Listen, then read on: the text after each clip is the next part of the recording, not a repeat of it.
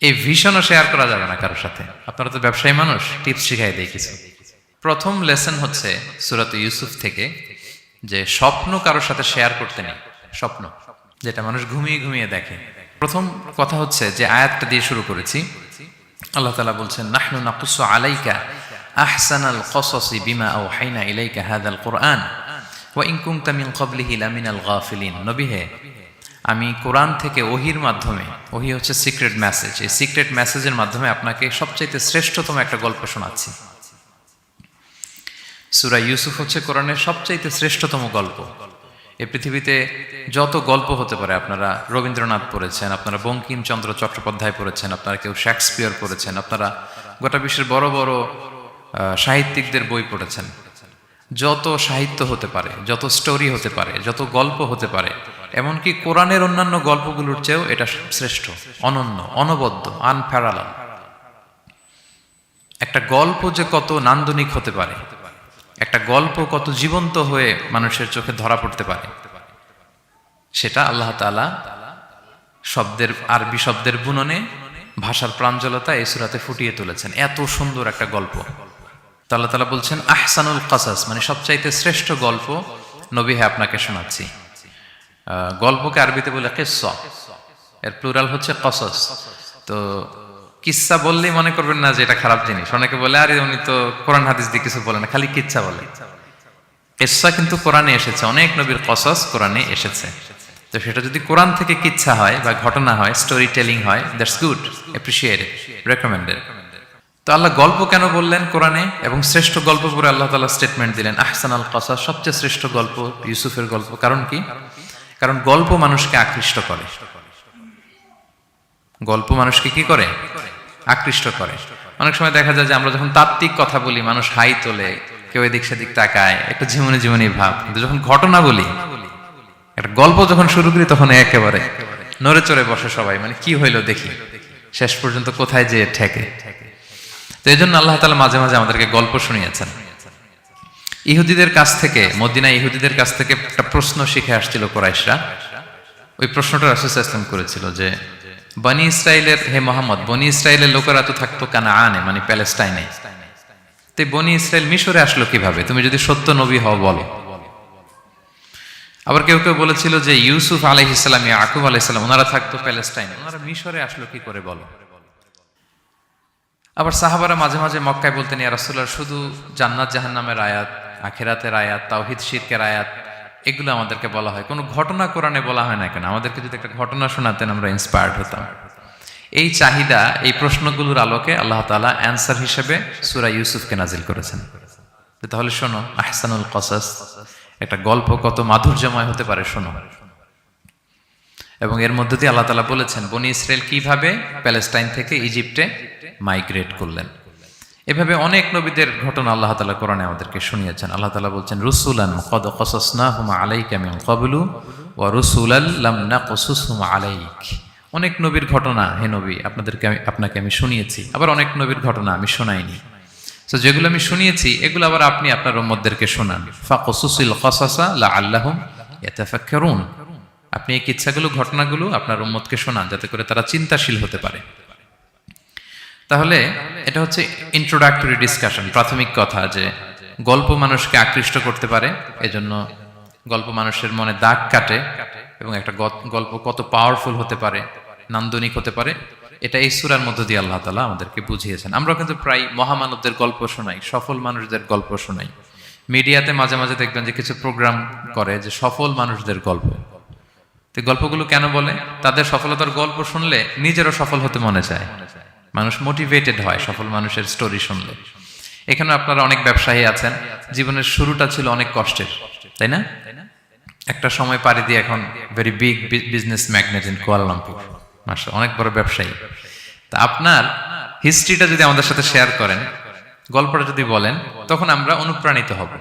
এজন্য আল্লাহ তাআলা কোরআনে আমাদেরকে গল্প শোনান।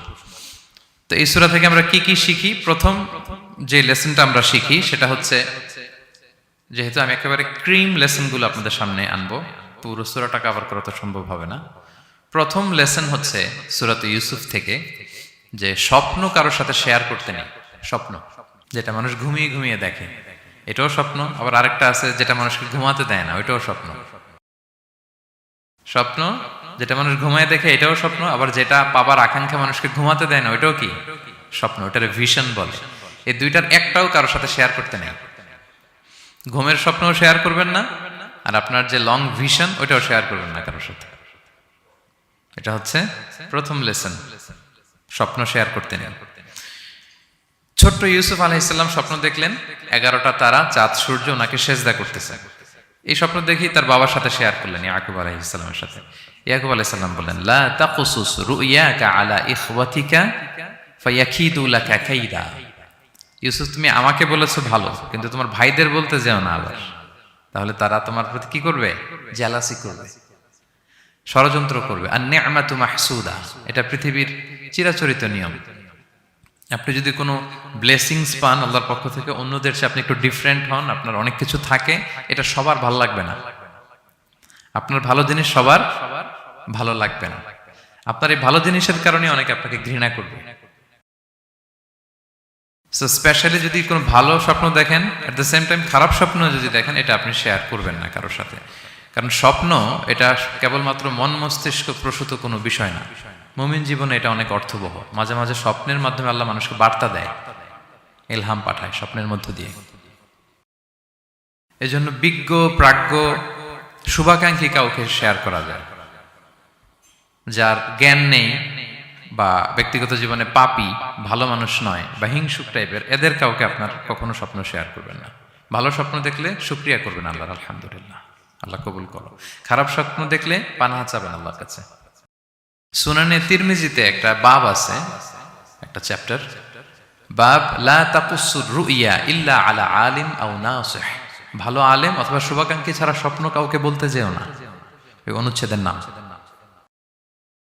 এরপর এর কারণটা কি? কারণটা হচ্ছে ফাইন্না রুইয়া তাকাউ আলা মা তুআব্বার। স্বপ্নের ব্যাখ্যা যেমনটা করা হয় তেমনটাই হয়। আপনি একটা স্বপ্ন দেখলেন, একজনকে একটা বললেন, সে হুট করে একটা ব্যাখ্যা দিয়ে দিল, ওইটাই হয়ে যাবে। এটা আপনার জন্য ভয়ঙ্কর হয়ে যেতে পারে। লা ইউহাদ্দিসু বিহা ইল্লা লাবিবান আও হাবিবা। আপনার শুভাকাঙ্ক্ষী, আপনার বন্ধু, আপনার ভালো চায়, এদেরকে বলতে পারেন। কিন্তু যার এই ব্যাপারে জ্ঞান নেই, হুটহাট করে ব্যাখ্যা করবে, এরকম কাউকে বলা যাবে না। কারণ যেমন ব্যাখ্যা করা হবে তেমনটা হবে। ইউসুফ আলাইহিসসালাম ভালো স্বপ্নের ব্যাখ্যা জানতেন, ইয়াকুব আলাইহিসসালাম ভালো স্বপ্নের ব্যাখ্যা জানতেন, আল্লাহ রাসূল সাল্লাল্লাহু আলাইহি ওয়াসাল্লাম ভালো স্বপ্নের ব্যাখ্যা জানতেন।